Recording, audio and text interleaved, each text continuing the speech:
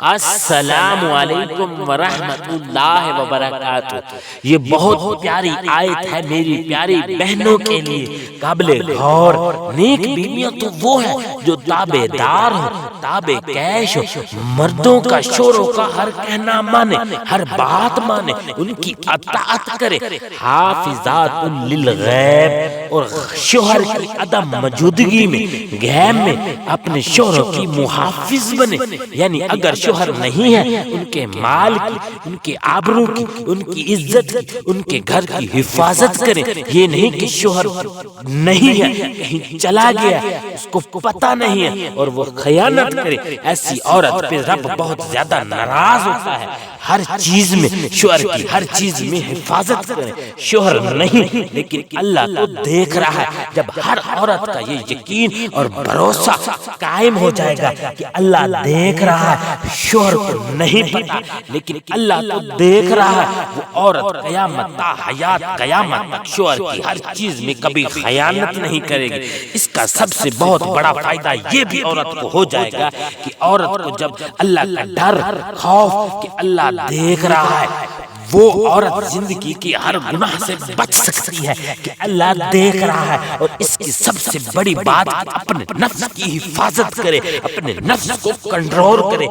آپ کو پہلے بھی بتا چکا ہوں کہ اگر شوہر نہیں ہے، آپ کا یقین اور بھروسہ، ڈر، خوف کہ اللہ دیکھ رہا ہے، آپ ہر گناہ سے بچ سکتی ہیں۔ اس کو کہتے ہیں سب سے بہترین اور اچھی عورت، حیا والی عورت، فرما بردار عورت، اللہ سے ڈرنے والی عورت، اس کی زندگی بھی سمر جائے گی اور آخرت بھی سمر جائے گی۔ نیک بیویاں وہی ہوتی ہیں جو تابع دار ہو، اپنے شوہر کی فرما بردار ہو، اور غیب میں یعنی شوہر کی عدم موجودگی میں جب وہ موجود نہیں ہے، اس کی حفاظت کرنے والی ہو، اس کی ہر چیز کی، اس کے مال کی، اپنے نفس کی حفاظت کرے۔ اور یہ کام آسان نہیں ہے۔ آپ کو معلوم ہے کہ شوہر 5، 2، 3 سال باہر چلے جاتے ہیں۔ عورت اپنے نفس کو تھامے رکھنا، قابو میں رکھنا یہ آسان کام نہیں ہے۔ یہی وجہ ہے کہ آپ کے علم میں ہوگا کہ حضرت عمر رضی اللہ تعالی عنہ رات کی گشت میں ایک مکان کے پاس سے گزر رہے تھے۔ انہوں نے سنا کہ ایک عورت درد بھرے انداز سے کچھ کہہ رہی تھی، اگر مجھے اللہ اور اس کے رسول کا خوف نہ ہوتا کہ تم دیکھتے کہ اس وقت میری چارپائی چڑھا رہی ہوتی۔ اور اس پر حضرت عمر رضی اللہ تعالی عنہ نے کہا کہ ہمارے لوگ جہاد پر جاتے ہیں، سال گھر واپس نہیں آتے، دین کے اس معاملے میں شرم نہیں ہے۔ اور حضرت عمر رضی اللہ تعالی عنہ نے حضرت حفصہ رضی اللہ تعالی عنہ سے پوچھا، اور حضرت حفصہ رضی اللہ تعالی عنہ ام المؤمنین بھی تھی۔ آپ حضرت رضی اللہ تعالی عنہ سے پوچھا، آپ یہ بتاؤ کہ ایک عورت کتنا عرصہ صبر کر سکتی ہے؟ اور حضرت حفصہ رضی اللہ تعالی عنہ نے کباعت محسوس نہیں کی، اور حضرت حفصہ رضی اللہ تعالی عنہ نے کہا 4 مہینے۔ اور حضرت عمر رضی اللہ تعالی عنہ نے یہ لاگو کر دیا، یہ قانون لاگو کر دیا کہ کوئی بھی 4 مہینے سے زیادہ عرصہ باہر نہ گزارے، وہ 4 مہینے کے بعد گھر لازمی چکر لگائے۔ یہ دیکھو میرے پیارو جو ہو رہا ہے آج کل، لوگ بیویوں کے پیچھے گھر پیچھے چھوڑ کر بیویوں کو 2، 3 سال باہر چلے جاتے ہیں۔ میرے پیارے بھائیوں یہ بہت بڑی بے انصافی ہے اپنی بیویوں کے ساتھ۔ اسلام اس کا حکم نہیں دیتا کہ اپنی پیاری بیویاں، جوان بیویوں کو گھر چھوڑ کر، پیچھے چھوڑ کر دور چلے جاؤ، باہر چلے جاؤ، تھوڑا کما لو لیکن میاں بیوی اکٹھے رہو۔ آپ آج کل دیکھ رہے ہیں، آپ کے سامنے ہے سب کچھ اخباروں میں کہ جب شوہر 2، 3 سال بعد گھر آتا ہے، دیور اور بیوی اپنے شوہر کو قتل کر دیتی ہیں۔ ایسے واقعات ہوئے ہیں، آپ سب کو پتہ ہے اور ہو رہے ہیں۔ اللہ معاف کرے، ایسے لوگوں کو اللہ ہدایت دے، ایسے لوگوں پر خدا کی لعنت برستی ہے۔ یہ میں سب کی بات نہیں کر رہا، اتنی اچھی اور نیک بیویاں بھی ہیں جب شوہر 2، 3 سال باہر چلا جاتا ہے، اچھی اور نیک بیوی اپنی عزت کی حفاظت کے لیے، اپنے شوہر کی عزت کی حفاظت کے لیے، اپنے آبرو کی حفاظت کے لیے، اللہ کے ڈر کے لیے کہ اللہ دیکھ رہا ہے، وہ غیر محرم کے پچھاوے سے بھی بھاگتی ہے اور اپنے شوہر کی غیر موجودگی میں کسی غیر محرم کا پچھاوا برداشت نہیں کرتی۔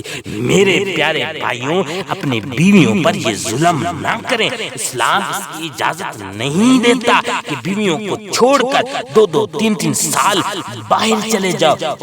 اور کچھ بھائی دل میں یہ سوچیں گے کہ اتنی مہنگائی ہے، ہم نے کمانا نہیں ہے، پاکستان میں تو ہمارا گزارا نہیں ہوتا۔ میرے پیارے بھائیوں، کچھ ایسی بیویاں بھی ہوگی جو کہتی رہتی ہیں کہ ہم تو تھوڑے پہ گزارا کر لیں گی، لیکن آپ باہر مت جاؤ، ہمیں چھوڑ کر مت جاؤ، وہ کہتی رہتی ہیں، لیکن آپ نہیں سنتے، بس پیسہ لگا ہوا۔ میرے پیارے پردیسی بھائیوں، جب انسان کا اللہ پہ ہر کام کے معاملے میں اللہ پہ بھروسہ یقین قائم ہو جاتا ہے، کیونکہ آج کل ہر انسان کا اللہ پہ بھروسے کی کمی ہو چکی ہے، اللہ معاف کرے۔ جب آپ کا بھروسہ، اعتماد، یقین جب سارا اللہ پہ قائم ہو جائے گا، وہ اللہ تعالیٰ آپ کو جو باہر روزی دے سکتا ہے وہ آپ کو پاکستان میں بھی دے سکتا ہے۔ وہ ایسے وسیلے بنائے گا آپ سوچ بھی نہیں سکو گے، وہ آپ کو سوچ سے زیادہ دے گا۔ اس کی شرط کیا ہے سب سے بڑی کہ پہلے اللہ پہ بھروسہ، یقین، اعتماد قائم ہوگا تو پھر انشاءاللہ آپ خود دیکھو گے